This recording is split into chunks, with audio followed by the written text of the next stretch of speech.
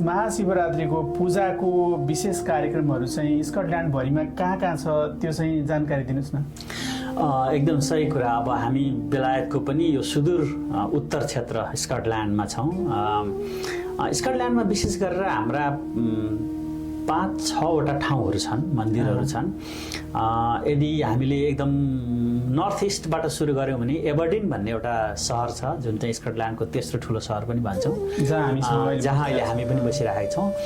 एबरडिनमा चाहिँ हाम्रो 2 ठाउँमा भोलि शिव आराधनाहरू हुँदैछ। एउटा एबरडिनमै एउटा मन्दिर छ, हिन्दू मन्दिर, त्यहाँ पनि शिवरात्रिको पूजा हुँदैछ। र अनि अर्को चाहिँ नेपालीहरूको घना बस्ती भएको एउटा ठाउँ छ एबरडिन, त्यहाँ चाहिँ हिमालयन एसोसिएसन स्कटल्यान्ड भन्ने संस्था छ, उसले पनि शिवरात्रिको पूजा आराधना गर्दैछ, जहाँ म आफै पनि स्वयं संलग्न हुँदैछु। त्यसपछि मलाई वर्षदेखि संलग्न हुँदै विगत वर्षदेखि संलग्न छु। मलाई हुन त यहाँ डन्डीबाट पनि निमन्त्रण आएको छ, तर के शरीरले चाहिँ यो दूरीको कारणले गर्दा म सबै ठाउँमा जान नसक्ने र अब आफ्नै ठाउँलाई प्राथमिकता दिनुपर्ने पनि हुन्छ।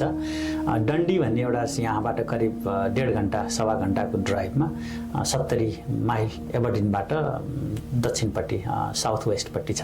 114 किलोमिटर करिब चान्चो छ। त्यहाँ एउटा मन्दिर छ जहाँ चाहिँ टेसाइड हिन्दू टेम्पल भनेर भनिन्छ। त्यहाँ पनि भोलि शिवको महिमा हुँदैछ, भजन कीर्तन छ। अनि त्यसपछि इडिनब्रा भन्ने ठाउँ छ। इडिनब्रामा एउटा दुईटा हिन्दू मन्दिर छ। त्यहाँ स्कटल्यान्डको राजधानी पनि हो। त्यहाँ 2वटा हिन्दू मन्दिर छ। त्यो 2वटै हिन्दू मन्दिरमा शिव आराधना, शिव भक्त, शिव पूजा हुँदैछ। त्यसपछि गएर ग्लास्को भन्ने ठाउँ छ। ग्लास्कोमा 3वटा छ। एउटा नितान्त नेपालीहरूबाटै सञ्चालित छ, जसलाई चाहिँ ग्लास्को पशुपति मन्दिर पनि भन्ने प्रसिद्ध नाम छ।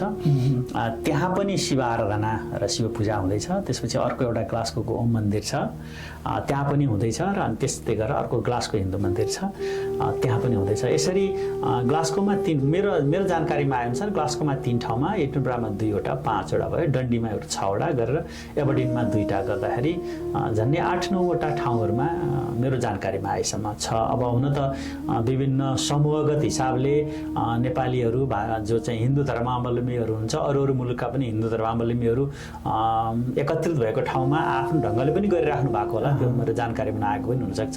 तर मठ मन्दिर र एउटा सङ्गठित हिसाबले गर्दाखेरि स्कटल्यान्डभरि 8 ठाउँमा रहेछ अहिलेसम्म मेरो जानकारीमा। हस्, यहाँलाई धेरै धेरै धन्यवाद दिन चाहन्छु यहाँको समय र यो संवादको लागि, किनभने हामीले यो विषयमा जानकारी दिन यहाँ जमघट भएका छौँ, 2जना छलफलमा छौँ र यो छलफलले पक्कै पनि यहाँको पूजामा केही न केही सघाउ गर्नेछ भन्ने अपेक्षा पनि लिएका छौँ र हामी आगामी दिनमा पनि यस्तै सम्बन्धित विषयवस्तुमा कुराकानी गर्नेछौँ। अझ हामी अलिक समसामयिक विषयवस्तुमा अर्को दिन पनि माधव रेग्मीज्यूसँग कुराकानी गर्नेछौँ। आजको लागि भने हामी झन्डै बिदा हुने अवसरमा छौँ। केही भन्नु छ अन्त्यमा? होइन, केही छैन। अब शिवरात्रिको शुभकामना छ सबैलाई र यहाँले अब सक्नुहुन्छ त्र्यम्बकं यजामहे सुगन्धिं पुष्टिवर्धनम् उर्वारुकमिव बन्धनान् मृत्योर्मुक्षीयमामृतात्। यो शिव महामन्त्र हो। शिव महामन्त्रबाट महाभिषेक गर्नुहोस्, भगवान् शिव प्रसन्न हुनुहुनेछ। अब यसको यहाँले अर्थ बुझ्न खोज्नुभयो, के गर्नुभयो भने त अहिले त सामाजिक सञ्जालदेखि लिएर विभिन्न इन्टरनेटका माध्यमहरूबाट सबै कुराहरू बुझ्न पनि सकिन्छ। यहाँहरू सबैलाई शिवरात्रिको हार्दिक मङ्गलमय शुभकामना छ। ओम नमः शिवाय।